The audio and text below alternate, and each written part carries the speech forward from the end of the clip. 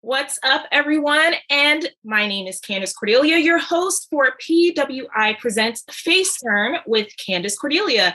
Today, I am here with Ken Dixon. Now, you might know Ken Dixon. He is a former two-time MCW ROH television champion. He's also working with Ring of Honor at the current moment. We're going to get right into things and talk about his journey to wrestling, what he's been up to, and all of that wonderful stuff. First and foremost, how are you doing today, Ken? I can't complain. I mean, nobody's listening anyway, so. Oh, they'll be listening. They're gonna listen to this one because I feel like you have a lot of amazing and intriguing things to say about your career.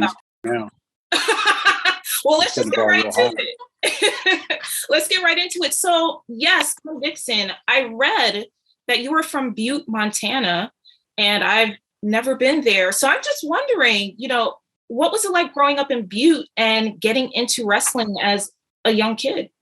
I'm not from Montana. So look, when I was putting that together, I was talking over with some buddies and I was like, man, who's the manliest motherfucker I can think of is Evel Knievel. Where's Evel Knievel from? Butte, Montana. So, yeah, that's all fake. I don't really have a hometown. My parents were in the Army, so we moved around a lot, like 17 schools in 12 years type of thing. So I don't really. I mean, I'm in Maryland. My mom's from here, so it's kind of, I guess, it's home now. Yeah. So you're moving around a lot as a kid. I quote unquote, we hear the term Army brat. I don't know if people still use that term anymore. But, growing up and moving around and you're in different schools, you're here and there, you have different friends, you get used to just that type of lifestyle. So how did wrestling come into the picture for you as a child? To be honest, I didn't like wrestling. I wanted to watch cartoons on Saturday morning, and my brother wanted to watch wrestling. And it got to the point where we ended up fist fighting in the living room on Saturday mornings instead. So my parents made us split it. So one weekend we watched X-Men because that's what I wanted to watch. And one weekend we watched wrestling. And I kind of the two kind of melted together for me. Because it was probably about 94, 95, maybe 96. It was right in that time and like really heavy into characters. So like, it just went from animated characters to live characters. So it wasn't really that far out of the realm. Wow. I'm actually really surprised because wrestling is such a great fit for you. And, you hear about a lot of wrestlers saying, I grew up watching, Stone Cold Steve Austin and The Rock. And, this was my dream. And I go to training school. So I'm quite fascinated at the fact that, you weren't that kid that was. Well, I mean, I was 10 at the time. So, I'm not going to say that I was watching WrestleMania when I came out of the womb like some of these guys do. Come on. Let's cut the shit. Like, I was 10. Like, it's not a big deal. I'm almost 40. So, I got a good amount of time under my belt at this point. So, like, I'm not embarrassed. I did kid stuff. And when I was in Germany, I don't remember having wrestling on TV. Like, we had one channel with AFN. It's not like a network like it is now. We had one channel. So, you just got to deal with it. Yeah. So what led you to training to be a wrestler? When did that actually start? So I came back from a contract in Africa and I was 10 feet tall and bulletproof. I had some money in my pocket and I saw an ad for Gilberg's at the time. And I wanted to try it. Like, okay, let's give it a shot and see what happens. I did the tryout, and then I think some stuff there might have been some stuff with work because I was working in DC, and the commute is pretty substantial. So I didn't get into it at that point, but I came back around 2013, 2014, and Axel Rotten had control of Gilberg's, which was real sketchy because I walked in one day and all the stuff was on the walls and it said Gilberg's everywhere, and Gilbert signed my contract. The next day I come in to train, the building is empty. There's nothing in the building except a ring, and Axel Rotten passed out in the middle of it. So that's the beginning of my story. But your boy's not an idiot. I felt something weird. So I paid with a credit card. And when the school closed like a month later, I just disputed the charge and got all my money back. So, but from there, I started helping out and paying dues and stuff with MCW. And they would kind of, let me roll around with them before shows, and they teach me stuff. And that, that kind of went on until the school opened up in June 2014. And that's that. Wow. So the whole sketchiness of that didn't even deter you from continuing to wrestle. You were like, I'm going to try it anyway. It is what it is. Yeah. You always hear about how crappy the business is. So what better way to get introduced to it than with a really, really bad introduction? You figure it's got to go up, right? It can't start. I mean, if we start at the bottom, it's got to go up, right? Yeah. I like that. So then you get to MCW, and MCW is pretty famous in the wrestling universe, and in terms of training and the shows that MCW puts on, it's pretty up there. So you're doing your training and you're working the shows. Talk to us about what that was like working with MCW itself. It's awesome. I'm so spoiled to be there. We get out on the road, and sometimes you get out and there's like 30 people, 50 people in the building, and they're really happy about that. I guess that's okay, but like, we're spoiled because we break several hundred. Like, we can cram 1,200 people in our building. We have before. And that's with like maybe one name. And a lot of that's done on our work. What we do, what we bring to the table, and what we've cultivated over the last couple of years in our building. And speaking of spoiled, I mean, it's in no horrible sense of the term. I mean, I say spoiled because you really have been privileged to go. I mean, you're going from MCW to Ring of Honor. You've had some wonderful experience. Well, I'll stop you there because I earned that. Yeah. And I'm not, I'm not everybody's cup of tea. I get it. I'm not the most pleasant person to be around. People think what they want to think about me based on how I look and how I act on social media. But I'm pretty damn good. I just choose not to be, because that's what gets the reaction that I want to get. So if there are people out there that think that, I just got where I am because of, a favor, or because, people know people, go f yourself. I'm pretty good. And I don't think a lot of you can lace my boots. So. I'm not going to contest that. I'm not. Let's get right into Ring of Honor. You've been working for them for quite a bit. You've had some phenomenal matches. What's that been like working for Ring of Honor? It's awesome. It's always a learning experience. The guys on the roster there are really talented, and they're really passionate about what they do and the product that they, provide.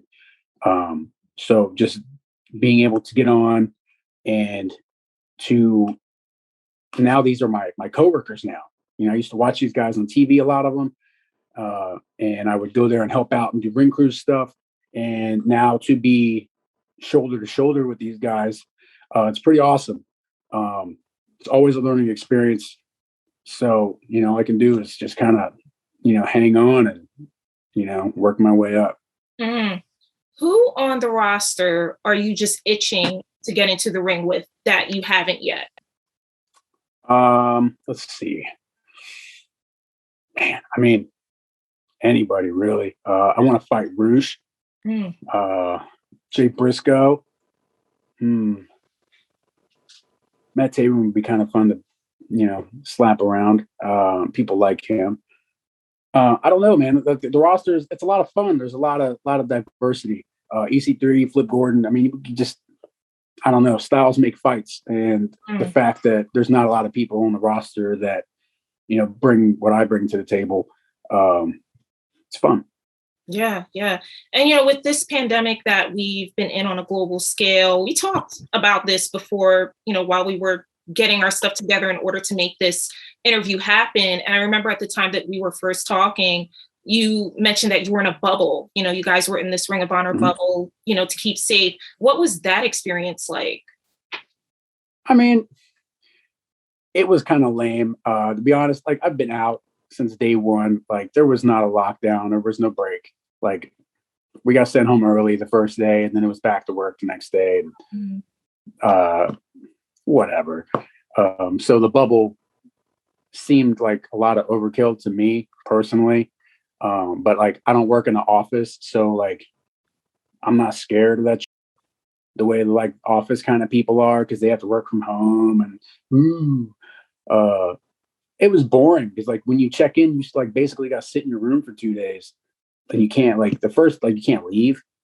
Like your food gets brought up to your room, and then you open the door and get it, and you got to close the door again. Like you can't leave your room for 2 days. That sucks. And then you can only go from the hotel to the venue, or from the hotel to the dojo, any combination of those three. It's cool. It's a nice break from work, I guess. So what are you doing if you're stuck in the hotel room for 2 days besides eating, sleeping, showering, etc.? What do you do? What have you done to keep yourself occupied? Well, there's like, I could do like some DDPY. It's been something I've been playing with to kind of like preserve myself. I'm getting older, so I got to take a little bit, better care of myself. I don't know. I don't really watch a lot of TV, so to be stuck in a room and have nothing to do, I guess I'm just kind of stuck watching TV. I think one of the bubbles, there was like a South Park marathon or something. So, I just sat and watched South Park for a couple of hours. I don't know. Yeah.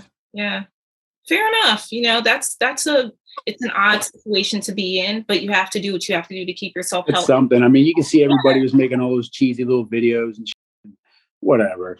I don't know. So, speaking of things to do, is there anything else that you like to do hobby-wise, like outside of wrestling, outside of the ring? I like to spend time with my family because I don't get a lot. I'm pulled in a lot of different directions, so I really value my personal time.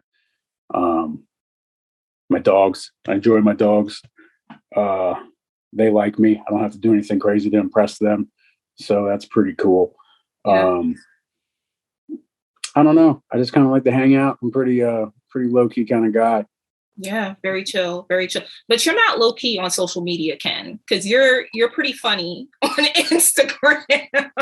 So look, like everybody is so soft, and everybody has to be coddled, and everybody's got an excuse on why they can't do something. Who cares? Like, who gives a like? Call your mom. She'll listen to you. None of us want to. Like, you want to tell everybody how hard you're hustling? Like, fantastic. Who cares? For me, like, I think that's cost me a lot of opportunities, just from being very loud and just kind of out there with the way that I feel. But to me, where I come from, being a man and being an adult, I'm able to work with people I don't like. I do it every day. At the end of the day, being a professional, you can still have disagreements with people and get things done. But then again, it's wrestling. So there's a lot of kids that don't have any life experience, and they don't know. All they know is their kick pads and their Pokemon games. So, I can't expect them to know what it's like to be a professional. I don't know. I don't have TV, so I have to promote myself. I get a couple of features every now and again, but for the most part, I have to promote myself. And I don't know, like what you see is what you get. Like, I'm not going to come out and shake your hand and kiss your baby and, get you to buy stuff and then come out and do me. Like, I'm just going to do me across the board 100%. If you like it, that's cool. You can cheer me. Thanks. If you don't like it, I don't care. It doesn't really matter to me. I don't get by on t-shirt sales, so I don't have to like pretend to be nice to you so I can hustle merch. Like, a couple of 8x10s is not going to hurt me. Like, I know where my next meal is coming from, so I'm cool. What do your family and friends outside of the business think about your career as a wrestler and how it's grown? They support me 100%. my dad always told me to do what I want. But that's not to say that, don't do what I have to do. I do what I have to do so that I can afford to do what I want to do. So I get up at 3:30 in the morning and I go to work, and I work 8 hours a day because I'm not where I want to be in wrestling yet, that I can make that transition. Like, I'm not going to go get an apartment with 6 other dudes and then call myself a wrestler because I'm out there, supporting myself purely on wrestling. Like, I owe it to my family, I owe it to my wife to provide a lifestyle. And I have a job and I'm really good at it. So until I'm able to meet that threshold with wrestling, I just have to do both. Mm. Yeah. Where are you striving towards in wrestling? Like, what's the end game for Ken Dixon? The end game is to not have to get up and go to work in the morning. Only get up and go to work for one person instead of two. I think that's the end game for me at this point. Like, I'm having some health issues, so I have to kind of refocus what those goals are and what I can do to achieve them in other ways. So we'll see. I don't know. Yeah, fair enough. I like that. I like that response. I want to pivot to Eric Martin, who you've tag teamed with. It would have been lovely if he could have been, maybe in another interview, we'll have both of you guys together. I think that would be fascinating, but why? Because Ken, we want to see you guys back and forth. I think that would be really intriguing, really fun, but that's just me. So working with Eric Martin, what has that been like for you as an experience, especially in Ring of Honor? So are you just going off of what you found on YouTube? Because if you keep scrolling, you see the part where I broke a bottle on Dante's head and I kicked Eric Martin in the balls. So I don't work with them anymore. Right. I quit the dojo. I don't wear that stupid jacket anymore. I get to wear my trunks now. I don't have to wear somebody else's. So I don't team with those guys. So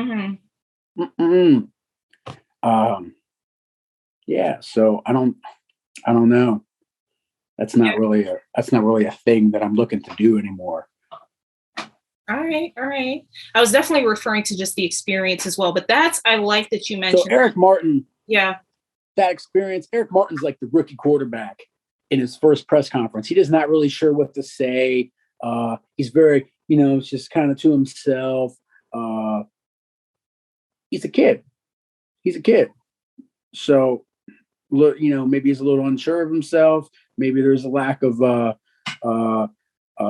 don't know. I'm not, with all the fancy words and shit. I don't know. Confidence, maybe. But yeah, I got nothing for him. Mm-hmm. What are your thoughts on the wrestling industry? Raw. I mean, you've been Raw this whole entire interview. I'm here for that. What are you thinking about where the wrestling industry has gone or is going, even in this, post-pandemic world that we're going to eventually approach? It's a tough sell for me right now. I find it a little hard to watch a lot of new wrestling because it's just not very interesting. Like, I like characters and stories, and I think, I'm not going to break down the wall because it's not my job. I'll leave that for somebody else. I don't know. It's just not as enjoyable. I mean, it's cool to watch my friends. So I watch for different reasons now because I like to watch my friends succeed. And I like to see how they're, getting featured and things like that. Other than that, there's not really a lot that's catching my attention. Roman Reigns is catching my attention. I've liked to watch specifically for him. I'm really liking the back and forth with Good Brothers and the Bucks and, all that stuff. That's interesting. I don't know. I think maybe they're making fun of me when the Bucks came out with mustaches and jean shorts because those were my favorite Bucks. And I don't know if they're just kind of making fun of people like me. I don't know. But that stuff's fun to watch because those guys are they're a spectacle. It's not really my style of wrestling, but you have to admire the way that they, captivate an audience. And I think that's what AEW is really, really thriving on right now, is their ability to just have an audience like sucked in. What else? Gresham doing the stuff with the Pure title. That guy's like a wizard. Like, I don't see him doing the same stuff all the time. So everything's different. Everything means more. Again, technical wrestling is not really my cup of tea either. I like rough, choppy, smash mouth wrestling. That's what I like. But it's always cool to see people making more with what we have. And I think during the pandemic that they were able to thrive with the Pure tournament, just bare bones, just kind of taking things back. In alignment with your mention of All Elite Wrestling, and this was one of the top questions that I had for you, so I'm glad we're transitioning to this. For me personally, the first match that I saw of yours was with Sonny Kiss. This was back in 2017. And for those watching that match, I believe it's still on YouTube, so you can definitely catch it. Looking back at that match and the trajectory of your career from 2017 to now, what are your thoughts on that? I don't know. I don't know what kind of trajectory it would be like. I don't know if it's, if that's like a rocket ship or we're just kind of I don't know. Sonny, however, is to the moon, right? I don't know. I had a lot of fun with that match because it was such a different, it was a clash of styles like nothing else. So I don't know. I don't really. I feel like everything's been, forward moving, but I wouldn't say that would be a pivotal moment for me in my career. It's a moment for sure, and it was a fun one because that was my first time working. I think that was my second match at Capitol, which started out as a lot of fun. So, yeah. All right. What's the pivotal moment for you in your career? Has that happened yet? Or at least a pivotal match?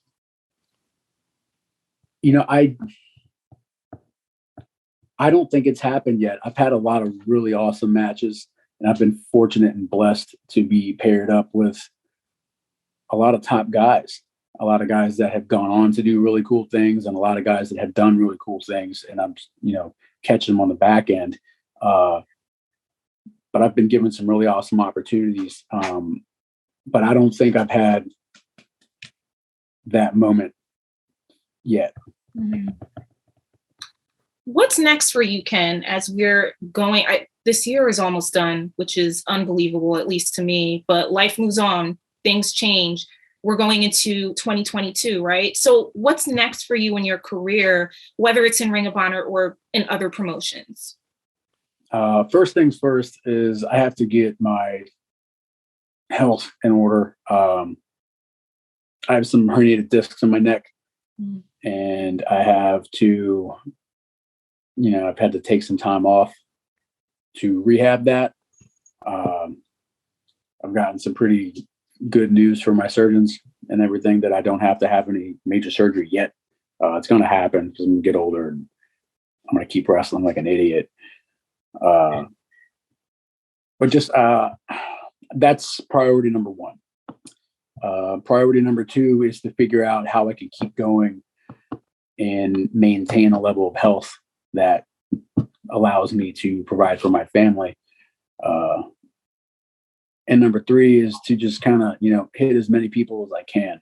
Because that's, it's still, I like doing it. I like it a lot.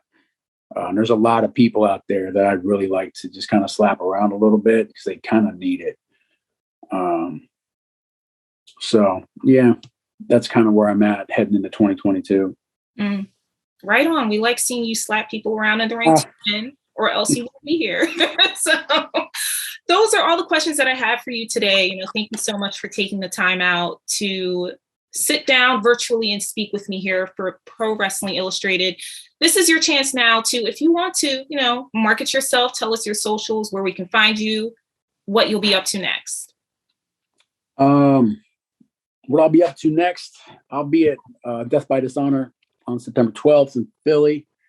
Not sure what I'm doing yet, but I'm going to be doing something because I'm not going to just sit in the back. That's fucking lame. Got some MCW stuff coming up in September as well. My socials are _Ken Dixon. Follow me. I won't follow you back. Whatever. Watch me make fun of people. It's kind of what I like to do. I don't really have anything to say to people in wrestling. Like, I don't know, kiss my ass, grow up, grow a set of balls, or, whatever your label does. And as always, it's an honor. Thank you so much for being here with us here at Pro Wrestling Illustrated. Thank you to you all for watching another episode of FaceTurn with Candace Cordelia. Check us out on YouTube. Follow Pro Wrestling Illustrated on Twitter, YouTube, Instagram, you name it, and pick up our latest issues. We look forward to checking back up with you again. And stay tuned. Thank you so much. And I will be here next time with another exclusive interview.